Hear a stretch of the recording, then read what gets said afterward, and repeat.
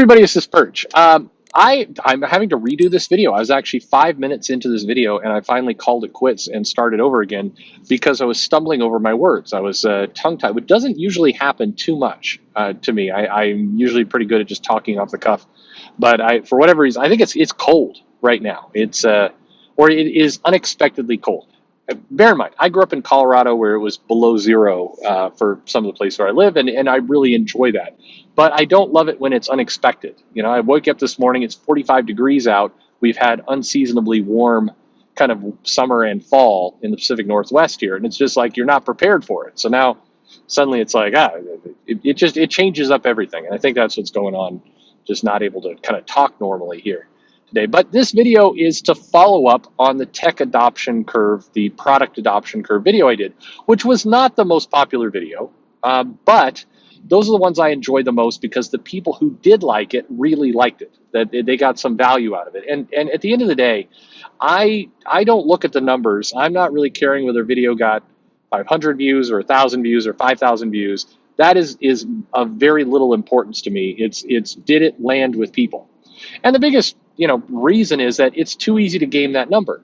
I've got a video from like a year and a half ago called like Nudity in Comics, and it was a very dry, dull, kind of one of my shittier videos, to be honest, talking about nudity and how it's been handled in comics in the past in terms of when it's been censored and when it's come up. It wasn't a good video, but that video I think has like 40,000 plus views. It's one of been viewed a lot.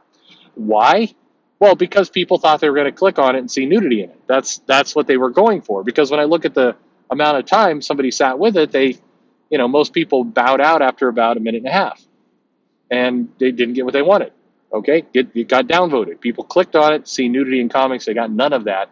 Now this is where I need to be a really effective troll and actually put in some nudity at like the 9-minute mark, which every now and then I do things like that. But anyway. But the people who actually get value out of the videos, and I think the people who listen to the product adoption curve video got some value. I think that I want to just stress again why I'm coming back to that is that curve and understanding how to work with that curve is absolutely one of the most critical things that any publisher, big or small, or even individual, like a crowdfunding kind of person, needs to understand. And they need to fully absorb what this curve means, how to get their product out there, and need to understand what kind of market they're chasing. One of the things I didn't really refer to in that video, but is a very important question is, when you're putting out a product, in this case we're talking comics, when you're putting out a comic, are you going for a wide mainstream play with this comic, or are you going for a niche product with this comic? And if you're Marvel or DC, that's really not even a question for you. You are in the mainstream mass market comic business. You are not in the niche business, and anybody who comes and says, hey, we're going to put this out, it's going to appeal to a very small group of people, should be not for us. That is the business they chose. Marvel and DC play in a wide market business. Image is a little different given you've got creators doing their deals there. Boom, IDW, Dark Horse, Valiant, those are Dynamite, those guys are also in the mass market business, but in some cases haven't achieved it yet. So for them, the question becomes, is it worth putting out this niche book and let it potentially distract from the fact that we're trying to go for the mass market? How do we play that? How do we continue to get more books into the mass market? In many cases, if you're Marvel and DC, you look at this going, why aren't more of our books mass market books? That's your question. If you're, say, Dynamite, you might be thinking, your question is, how do I get more of my books to be mass market books? Because I'm growing into that space. I'm trying to take that space. That's where you are. That's where you are. Now, if you're an individual, either a very, very small publisher, or you're doing crowdfunding on your own, then this question is different.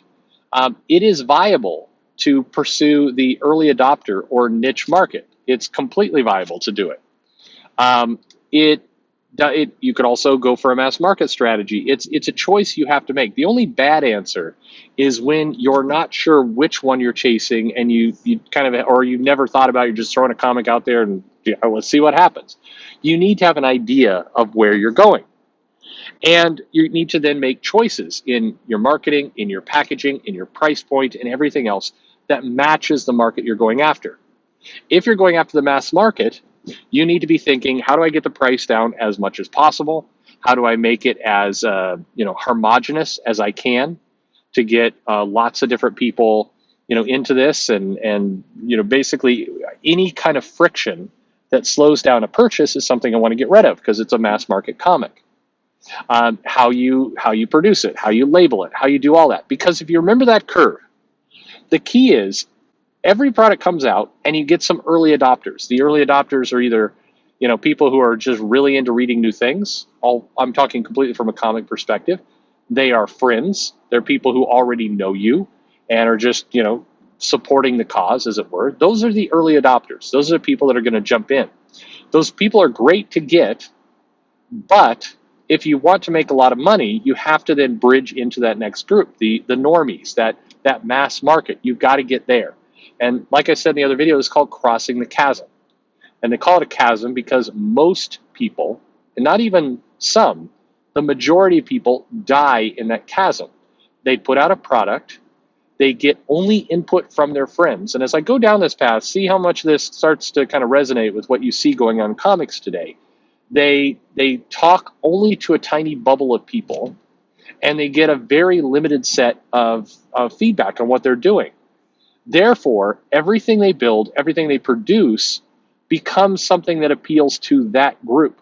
And if that small group of friends and that niche, if that group is not tied in, does not have their fingers on the pulse of the mass market, then you are making a product that never crosses the chasm, never actually gets to that normie group, because you've built something basically for yourself and your friends. One of the hardest things for people to, I think, come to grips with if you're an artist, and when I say artist, I mean anybody creative, writer, artist, kind of in that field. If you're an artiste, then you come to this realization that what you like may be very different from what the mainstream likes. And if you're smart about it, if you're clever about it, then you know how to play to the mainstream and inject just enough of you into it to make it feel unique and different and surprising, and something that's going to appeal to the mainstream, but also not just be repetitive.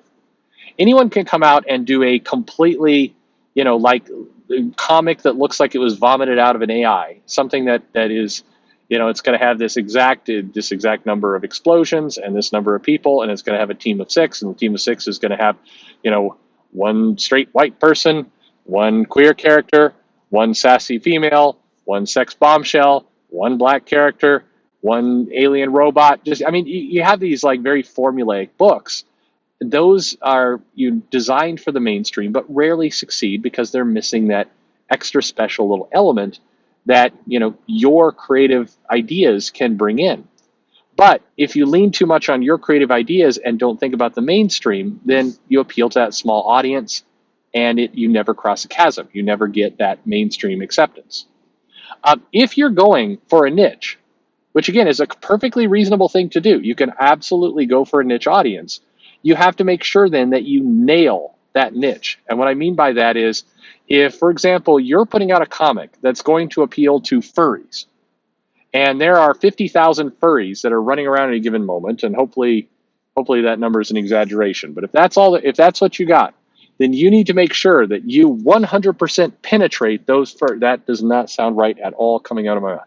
You need to make sure that you capture all 50,000. So everything in that book needs to be just on point for what a furry would go for.